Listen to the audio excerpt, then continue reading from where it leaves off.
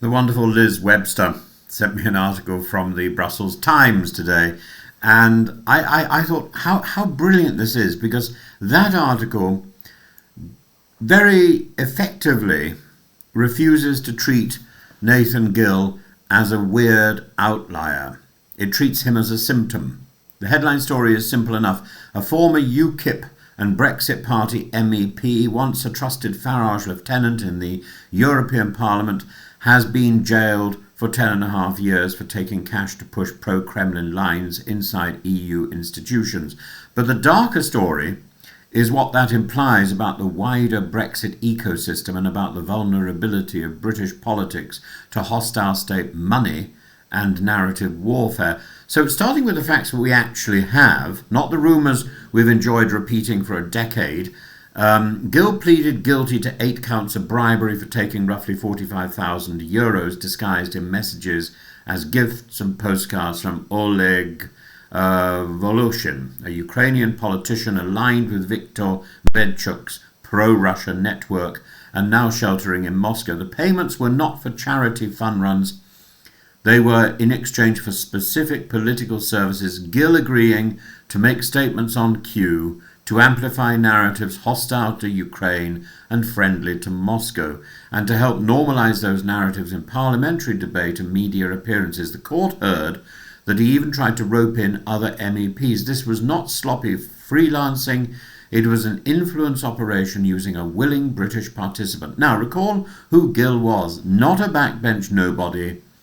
He was a senior part of the Farage machine in Brussels, described as head of the Brexit Party MEP delegation. In other words, he was marinated in the movement's inner culture, trusted to keep them in line, sitting at the point where anti-EU resentment was being translated into parliamentary performance.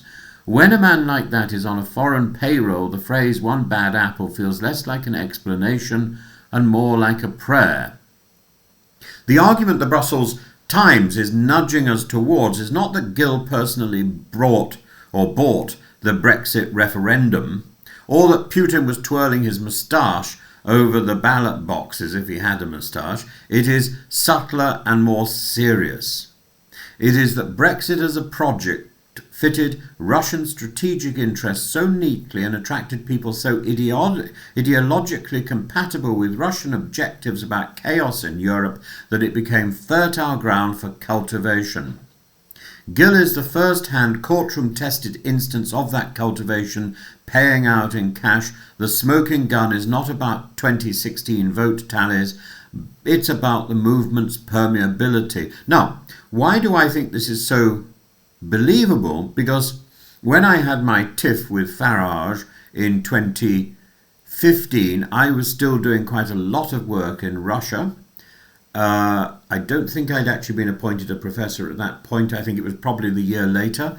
And people were very interested in my story, and I thought some of that was a little bit odd. They hadn't paid attention to me before that point, and suddenly they were captivated by stories about Farage and the possibility of Brexit and my conclusion that Farage was racist, or at least he condoned racism.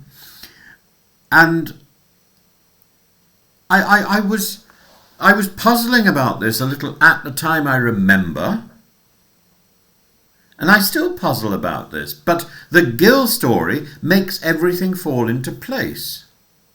Because in universities in Russia, you are dealing with top civil servants who are Kremlin plants or Kremlin people. You can't avoid it. You can't avoid it. And you meet a lot of top individuals. I did. And you just have to sort of tighten your belt and get on with the extraordinary experience of shaking hands with Satan and with his cohorts. It matters because the Russian state has never hidden its aims in Europe, weakening EU cohesion, magnifying internal distrust, and sponsoring voices that treat liberal democracy as a decadent con are long-running features of Kremlin foreign policy. It took me a long time to work all this out, I'm afraid, and I was defiant. I was determined I was not going to play this game. So all these people who took a great interest in me in 2015 stopped taking a great interest in me. And I thought, well, that's because I've just been appointed to a big job. No, I think it's because I was part of this movement. I was the wrong part of the movement for them. I had crept in to try and root out what I thought was wrong. And if I did it with UKIP, maybe I could do it with the Kremlin people. I was kept at a distance from that point on, and when the administration of the university changed, I happened to be out of the country. So I was one of the few people who survived. I didn't survive completely. My job was changed utterly, and I was moved from one department to another.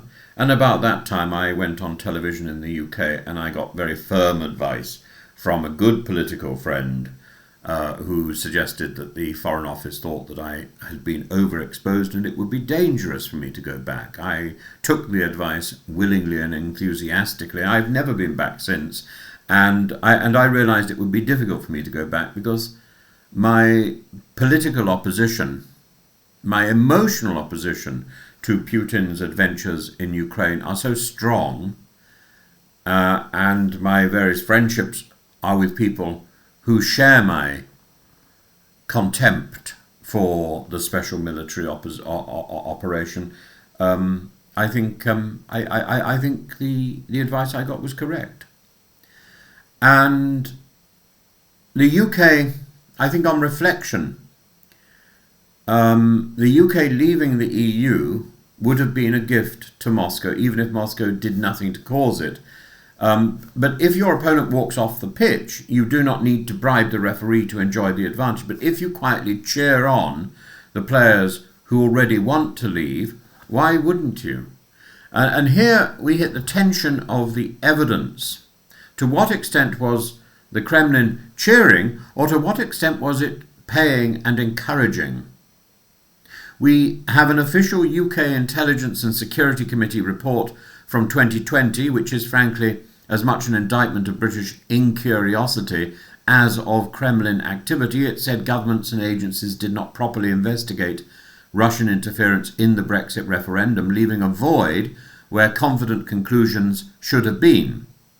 That report noted credible open source indications of Russian information operations in the referendum era and criticised ministers for not wanting to know whether those efforts mattered.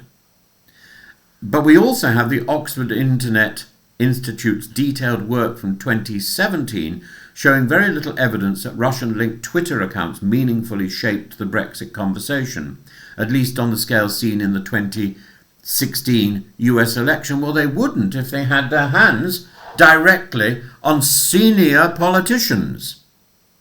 Their point was not Russia was absent, but the measurable footprint we can verify is smaller than the mythology. So, any sober analysis has to hold two truths together. One, Russian meddling via social media in 2016 may have been limited. Two, Russian influence operations in Europe are real, persistent and opportunistic, and Gill's conviction is proof they penetrated the Brexit-aligned political class after the referendum.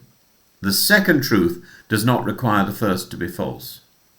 Why then is Gill still so revealing? Because influence is not only about bots or ads, it's also about relationships, money, flattery, invitations, the slow turning of a political mind towards common sense positions that just happen to benefit a foreign power. Gill was flown out, courted, paid and tasked. This is classic cultivation. It shows that Moscow or its proxies judged that a Brexit Party MEP was a worthwhile asset and that he was cheap to buy. If you accept that, it becomes harder to laugh off the wider pattern of Russian outreach to anti-EU and far-right movements across the continent. It is no longer theory in a seminar room, it is conviction in an Old Bailey courtroom. The Brussels Times angle also lands because Brexit's own intellectual framing made it congenial to this kind of penetration. The Leave movement was built on a story of national humiliation, elite betrayal, and the need to smash a corporate supranational order. That story can be sincerely British, of course, but it is also, almost word for word, the story Russian state media tells us about the West. When two narratives rhyme, cooperation is easy. You do not need to invent a conspiracy when you possess a convergence of interests, and that convergence plays out in personalities. Nigel Farage has spent years toggling between presenting Putin as an aggressor and treating him as a vaguely admirable strongman who gets things done. That ambivalence is politically useful at home because it flatters the anti-establishment mood. It is also useful abroad because it normalizes Moscow's frame. The Gill case now makes that ambivalence look less like cheeky realism and more like a security risk. Even if Farage knew nothing about Gill's payments, the movement around him clearly generated a docking station for Russian influence. And Nathan Gill was clearly the prime character being docked or offering the docking facility.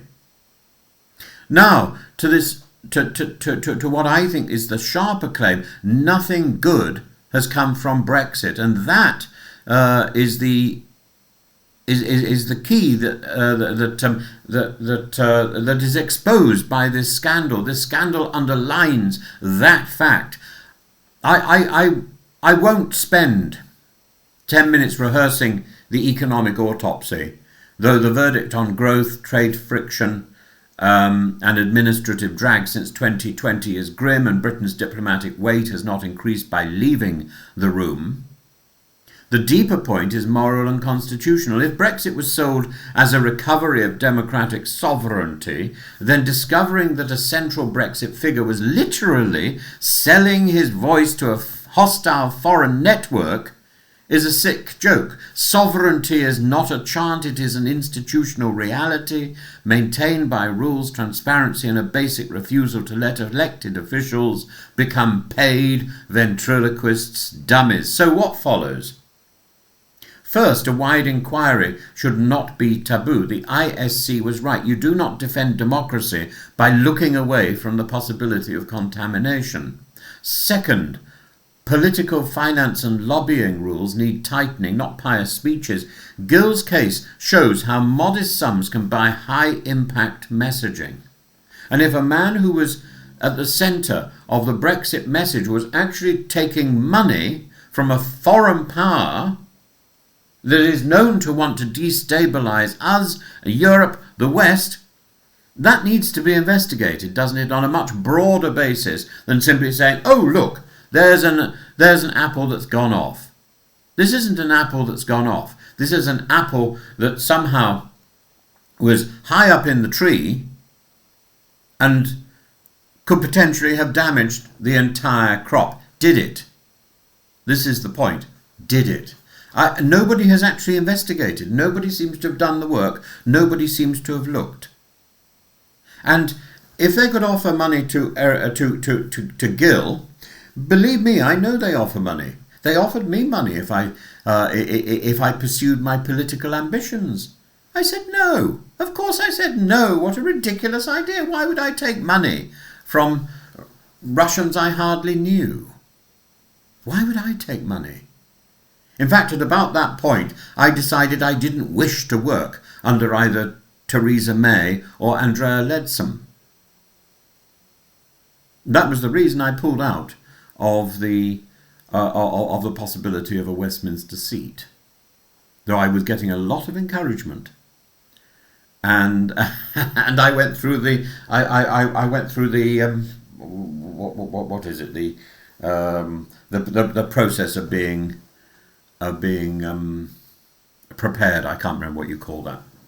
I've got the word docking in my head. I wasn't docking. I was what was I doing? I was being.